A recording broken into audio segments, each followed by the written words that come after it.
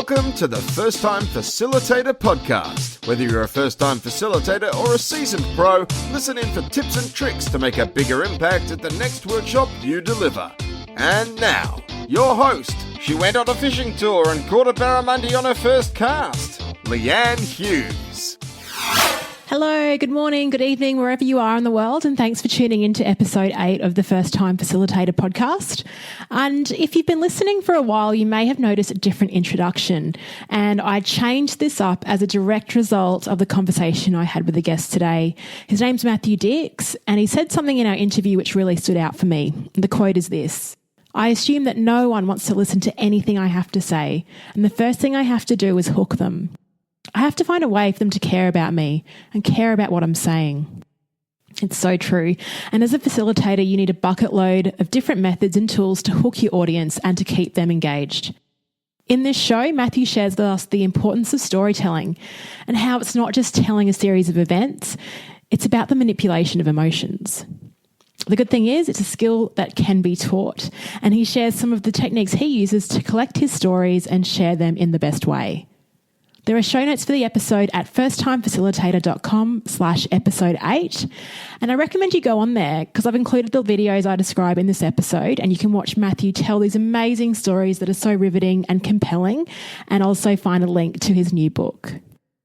If you have feedback on the show, send me a tweet, leave an honest review, or email me, hello@firsttimefacilitator.com, and I will get back to you straight away. Now, onto the show. Okay, I'd like to introduce today's guest, and he fills his days as a school teacher, storyteller, speaking coach, blogger, podcaster, a wedding DJ, minister life coach, and a rock opera author. His upcoming book, Storyworthy: Engage, Teach, Persuade, and Change Your Life Through the Power of Storytelling, is his first non-fiction title, and his other novels have been translated into 25 languages worldwide. Plus, he's a 35-time Moth Story Slam champion and 5-time Grand Slam champion. Welcome to the show, Matthew Dix. Thank you very much. I'm happy to be here. It's great to have you here. And look, what a crazy and full repertoire of things that you do. You must get that comment a lot. I do. My wife is not a huge fan of that list. So I hopped onto YouTube last night to watch some of your videos, and the first one was the Moth story about you as a pole vaulter in high school. And that was my one I ever told. I can't believe that was your first one. You looked so seasoned. My husband and I were laughing out loud watching that. And then switched over to your TEDx talk about making decisions based on what your 100-year-old self would say. And I got to say, there are a few teary moments watching that. I think your video hit home for me. Oh, I'm so glad. Thank you. Yeah, I shared it on Facebook straight away. But I've got to ask, how did you become so good at telling stories? Well, I mean, I used to say that I was just fortunate that I found this thing that I was able to do. And then my wife told me, "You're an idiot. It wasn't because of that." What it turns out to be is that I've been sort of prepping for storytelling for a very long time through a bunch of things. The DJing was great because for 20 years I learned to speak extemporaneously in front of large groups of people. So I was comfortable in front of a crowd the first time I took the stage, and that helped a lot. I'm a novelist, so I'm accustomed to sort of the shape that stories should take, and I never really understood that would play a role until I started working with people on their stories, and I realized how people just don't really have that fundamental understanding all the time. And I've been blogging since 2006, and I've sort of discovered through the process of blogging that the more I reveal about myself, the more vulnerable I'm willing to be, the more I'm willing to tell on myself about the terrible things I may do on a daily basis, the more attention I would get from my audience. So I think those things sort of combined that night at the Moth when I decided to tell my first story. The idea that I was comfortable in front of people, and I understood that they wanted me to be honest and as vulnerable as possible. What was the first sort of vulnerable thing that you did reveal to people? Was it that story, that the part that, you're this mediocre athlete at high school? Was that an embarrassing thing to share with the world? I guess the part of that story that I'm really trying to express that I think people feel but never say is the moment where you occasionally root against your teammates because you want to be perceived as the best person on the team. And that's something that I think a lot of people, feel but would rarely speak aloud. So That was what I was trying to go for that night when I was telling that story. Yeah, cool. So back to storytelling, and I know just from my experiences, there's some people that I've talked to, some friends, and they're just natural at storytelling. They break into telling about something that happened on their holiday. It's really funny and it seems effortless. And there's also, on the other end of the spectrum, some people that can tell you a story and with the first 2 sentences, you're switching off. So do you think it's something that's, I guess, natural, or is it something that a skill that you can learn? And is it an easy or difficult skill to appreciate? Well, I teach it a lot, so I have to believe that it can be learned. And I've been teaching it now for about 5 years, and I have taken people who are truly terrible at telling a story and gotten them on a stage in a very short period of time and had them perform really brilliantly. So I do believe it can be taught. I do believe it can be learned. And I think a lot of it is just sort of the ability to listen to stories. I think the people who are natural storytellers, the ones that don't need to work with me, they're just good listeners, and they've picked up this craft along the way that they're not even aware that they picked up. And others just need some help understanding how a story works and what is a story and what isn't a story, because that's often half the battle. Oh, yeah. So how do you define what a story is then? Well, I always say that a story is not a series of events. So like someone may come to you and say, let me tell you about my vacation. And no one's really ever wanted to hear the next sentence of that story. Yes. Because what they're really saying is, I'd like to run through the itinerary of my vacation with you so I can relive it again. And I'll insert good meals along the way. But that's not something that's going to move us. So for a story to really be a story, it needs to be something in your life that happened that caused some kind of change in you. I usually say transformation or a realization. So I was this person, but now I'm this person. And it can be a negative transformation. It could be I used to be a decent human being and now I'm not. Something as simple as I used to think my mom was an idiot, and now I understand that everything my mom has ever told me was absolutely true. I really can't believe it. And so there has to be that, that arc, that journey from I was one thing to now I'm another, which people tend not to understand. They tend to tell stories which are just series of things that happen to them. But in the end, they're fundamentally the same person. And those stories aren't memorable. And oftentimes they're not very good to listen to. Yeah, okay. So is there a secret structure to telling these stories where you talk about the shift in a behavior or your thoughts around something? Well, there's a lot to it, and I say there's a lot of secrets. But the big secret I often tell people is that every story is about a 5-second moment in our life. It's really that moment of realization or transformation. I call it a 5-second moment because I really believe it takes place over about the course of 5 seconds, where you suddenly, for whatever reason, shift into a new person or shift into a new understanding. And once I'm able to find one of those moments, sort of the moment in the story we were talking about, the moment I realized I'm rooting against my teammate because I'm a selfish jerk who wants to be perceived as better than everybody else. As soon as I find that moment, I know that's always going to be the end of my story because it's going to be the most important thing I say. And if people would just do that, if they would just ask themselves, what moment of realization or transformation can I talk about and make that the end of my story, they're going to be better off than most storytellers already. Wow. Okay. So why do you think it is important for people to share information using stories? Well, I think it's the best way to share information. It's the most captivating way. I often say that I'm a fundamentally unlikable person who tells a good story, and I managed to get through life, on that trait. I'm a horrible golfer. I am really the worst golfer of any golfer I've ever played with. And yet I'm asked to play constantly, almost daily, because the people who play golf with me know that when I hit the ball into the trees and we go looking for it, I'm going to entertain them on the way. And so that ability to sort of grab attention, and through a story, you can just sort of get people to do a lot of things that they might not normally do, or convince people to think a certain way that they might not normally think. I often say no one has ever asked to see a PowerPoint presentation a second time, right? Or said, wow, that graph was so amazing. I'd love to see it again. But we'll watch the same movie that we have watched 10 times, an 11th time if it randomly comes on the television one night, because we love stories so much more than anything else. Yeah, so true. So in the work environment, so you'd recommend, instead of, dialing up a PowerPoint slide presentation with the corporate template, would you just recommend launching into a story about how your new idea will shift the organization, and would you make it personal? How do you sort of start even mapping out what that story would look like in business? Yeah, I mean, I always start with a story. I have to do presentations as a teacher, and I'm often doing presentations now at corporations and nonprofits for storytelling.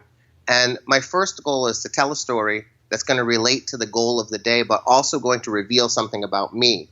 I don't want to be a presenter that's sort of forgettable, because most presenters are. You'll go to a conference and you'll hear some information, but you won't remember the person 3 days later, which means you haven't made a meaningful connection. So if I can share something that is vulnerable or amusing or even embarrassing, I've now established myself as someone who is memorable or entertaining, or someone who you just want to know a little bit more about. And so I'll always start with that. And then eventually, I may work into a PowerPoint or into a graph or into that more traditional presentation style. But I always want to start with a story. I always want to connect with my audience so that they will believe the things that I am saying. Yeah, that's very authentic as well. And like you said, it does create that personal connection. And it's so different to what everyone else is doing, because most people, I guess, they expect to go into a board meeting or for an example, switch on the computer and fire it up, and that's the way it sort of goes. So I guess by using that story, you're automatically hooking them in. Yeah, if you watch any of my TED Talks, actually, I always open with a story. And the story is going to inform what I want to talk about after the story. But I want that story to be something that causes people to feel connected to me and relate to the content I want to present. And then I'll often end the TED Talk with either another story, or I will finish off that first story. So we begin with story, we end with story. People feel entertained and sort of full. They feel moved and, connected with me. And then the content that I sandwich in the middle manages to get in there sort of sneaky, like they don't even notice it's happening. Yeah, you're right. Because when I put on your second video last night, my husband was like, oh, let's do something else. But then I think in the first minute you hooked him in, and he was there watching it for 15 minutes, which was awesome. I'd love to hear about the level of detail that you go in. So sometimes when you're describing an event, you'll really describe it quite evocatively and outline like the greasy tiled floor that you were lying on at McDonald's. In my experience hearing stories, some people give too much detail, some people not enough. Where's the fine line in providing detail? I always think it's not how much, but where it should be and where it shouldn't be. So there are moments like the moment you've spoken about when I'm in a robbery in the back of a restaurant and there's a gun to my head. I want you to be on the floor with me, and I want you to feel the grease and the barrel of the gun, and I want you to see and smell everything, because it's such a unique situation and it's the most important moment in that story. So I want you there with me. But quite often I will tell people don't include any detail. So if I'm telling a story I'm working on a story right now about my grandmother, and I open with her in a garden, I will just say the word garden because it's irrelevant what type of garden it is. And if I just say garden, you just automatically fill in a garden of your choice. So you end up doing a lot of work for me without me wasting any words. And without even knowing it, if I say the word garden to you, you automatically choose a season. You automatically choose the weather on that day. You choose what is in that garden. And as long as it's not pertinent to the story, those details, I want you to do the work for me. It'll also create a landscape that you're more familiar with, so that when you put my grandmother in your garden, you feel like you're a little bit at home, because it's a sense of like, oh, I understand what that garden is. Even if the garden she happens to be in is full of corn and carrots and you've put her in a flower garden, that's fine. I love the fact that you've created the garden that you are most comfortable with. So it's all a matter of choosing which moments need to be described and which moments can be let go. I think people either describe everything or they don't describe anything, and they don't find that moment where, no, slow it down here and give us the detail that we need, because now we've hit a critical moment, or a moment that people really can't visualize without words. So let's talk about storytelling in facilitation, and particularly in workshops. I definitely think it's a useful tool to explain whatever you're trying to get through to your audience. With your stories, do you actually have a bucket of stories that you have which you can lean on and go, this one's a great one to use when I want to explain leadership. This one's about integrity. Do you have like an Excel spreadsheet, or how do you store that information? I do have an Excel spreadsheet. Oh, it's yay. fairly insane. Yeah, it's a crazy spreadsheet. It has dozens of tabs, and it really is insane. But what happens is, if you build up enough stories, that's what I encourage people to do, is sort of keep telling stories and keep crafting them.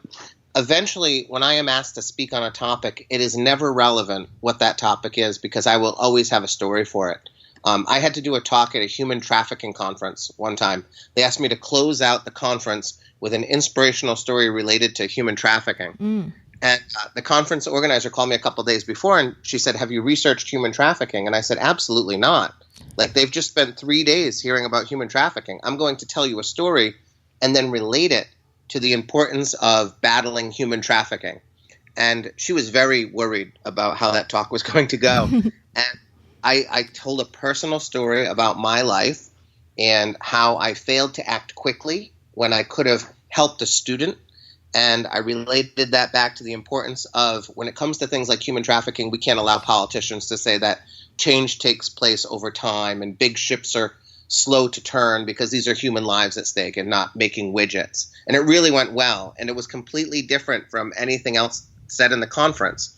And I'm just able to do that with every topic now, because I have 150 stories that I've told on stages over the years, and I can apply any one of them to any topic whatsoever.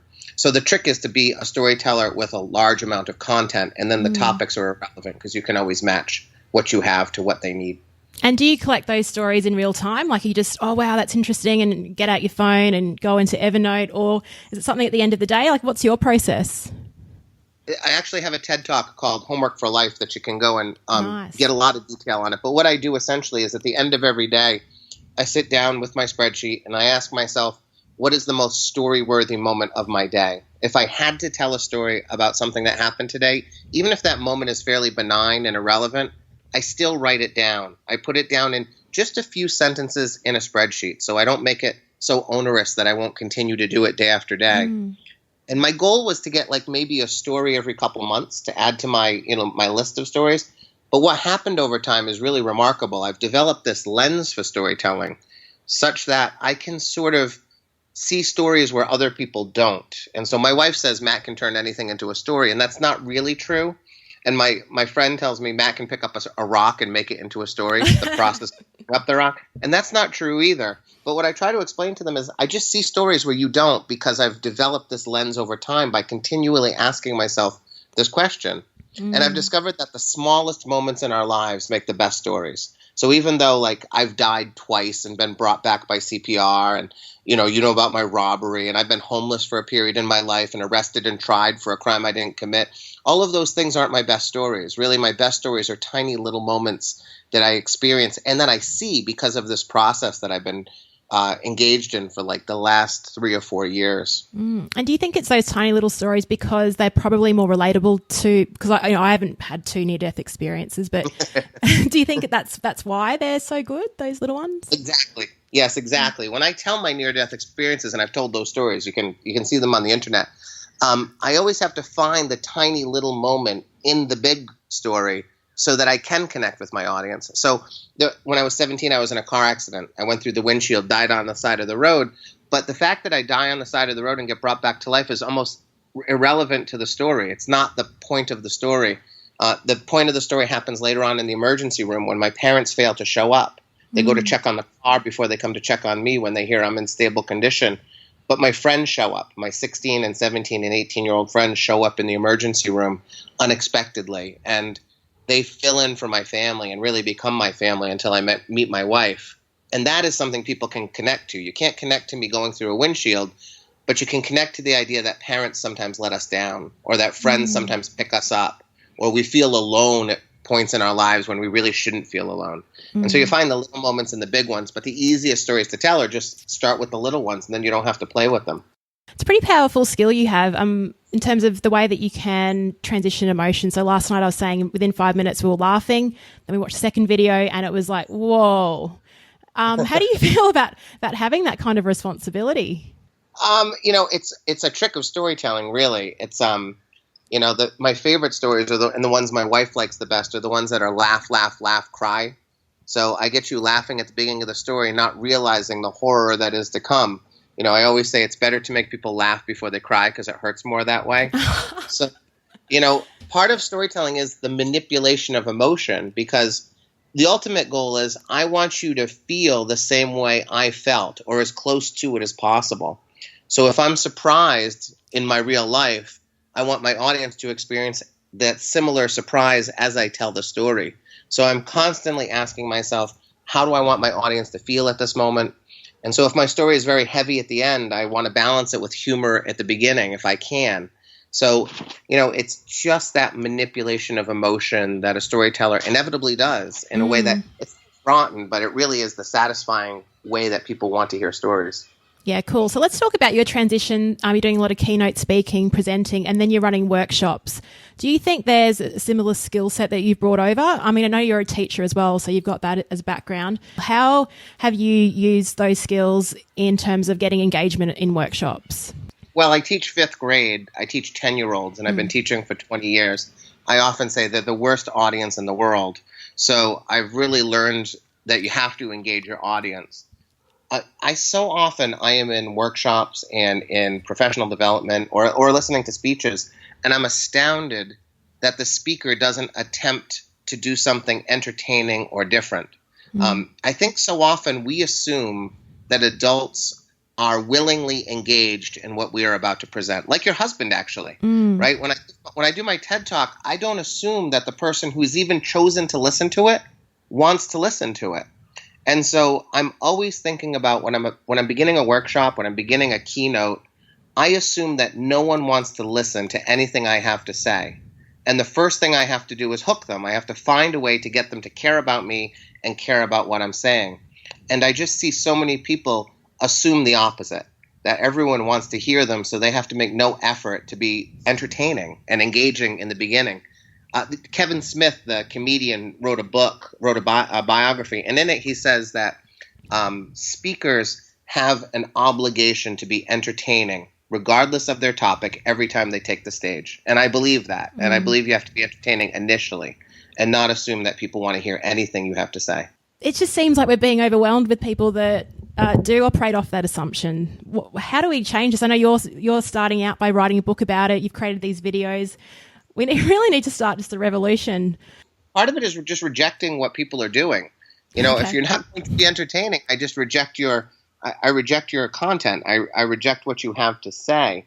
Part of it is giving feedback as well. It's so often when I'm in a professional development situation and I'm asked to give feedback at the end of it, I believe that there's this desire to be kind to the person who took the stage because they were brave enough to take the stage. And so people avoid being honest with a speaker or a presenter about what they've actually done. They just think, well, they were kind enough to come here. We have to be nice enough to say something nice. And I think we should be honest in our feedback. And if they don't ask for feedback, they don't solicit it, we have to be willing to send an email the next day saying, hey, here's a couple things you should think about. Until these people understand that we are not engaged in their material, they will just continue to do what they're doing. That's really good advice. I think we'll link to your videos. That could even be a way. Nice attempt yesterday. Maybe you should watch this video and get some tips. Yeah. I had a politician recently, a guy I know pretty well. He was trying to get a program cut in our school system, and it was a program that maybe needed to be cut. They were trying to save some money. And he said he did a year's worth of data collection, presented a beautiful PowerPoint with lots of charts, lots of evidence that showed we should cut this program and move the money somewhere else. And then he said one mother stood up and described how the program saved her son's life. And he said, I always lose to the anecdote. And I told him, you took a knife to a gunfight. You thought that a PowerPoint was going to change the hearts and minds of people when a mother with a child is going to change the hearts and minds of people. So I'm working with politicians now telling them, you have to tell a story. Nobody cares about your facts and figures, that you have to be a personality who is engaging and who tells a story. And I think I'm starting to understand that to a great degree. Yeah, I think so too. So in terms of your workshops, they're engaging, interactive, and then the participant walks out and leaves the workshop.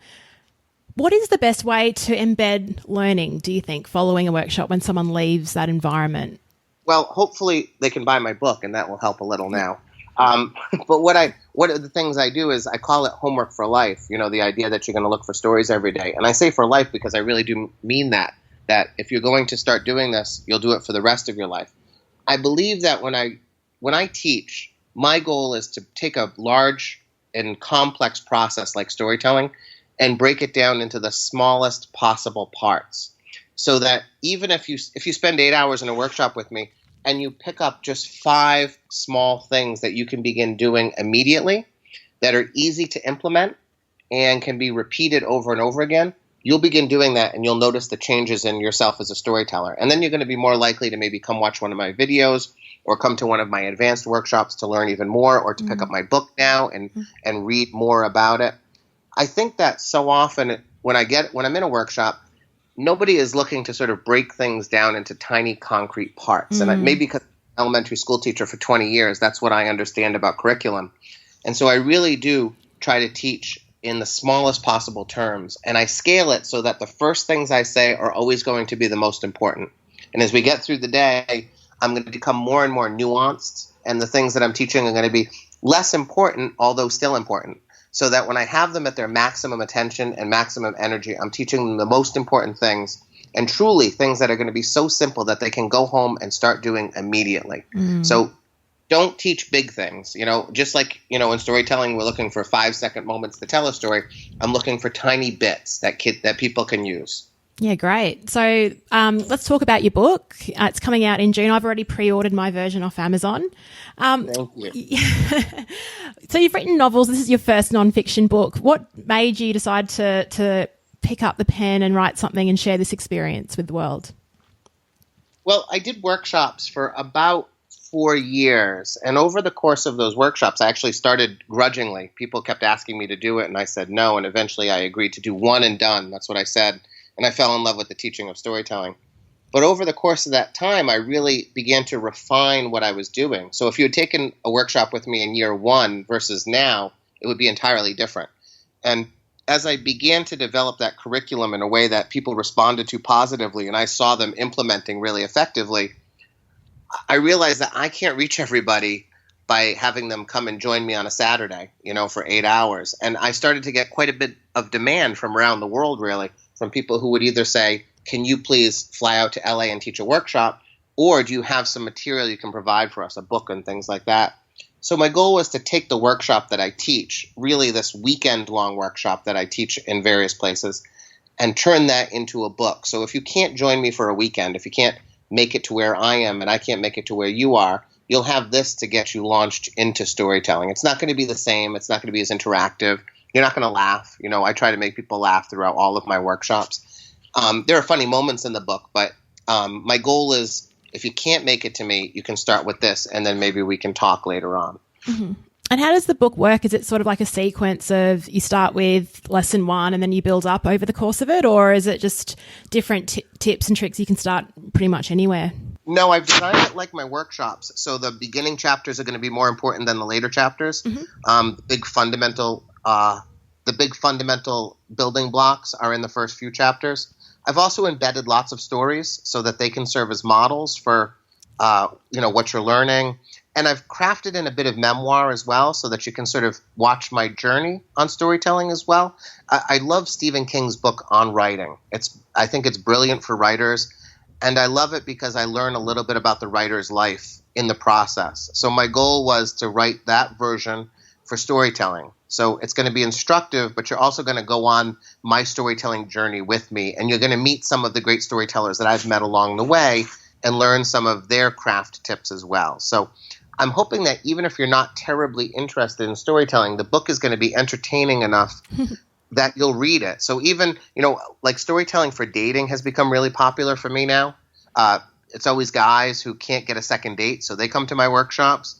So it's not just the idea that presenters or performers are going to be using this book, but really almost anyone can benefit from storytelling. And I'm hoping the book is entertaining enough that it holds their attention and that they'll get through it. Storytelling for dating. What's that workshop about? I have to ask. It's my regular workshop, although I have a couple set up where it would be exclusively dating and we'd have like a meal and things. But essentially it's the idea that on your first date, it's your opportunity to communicate to people with whoever you're with.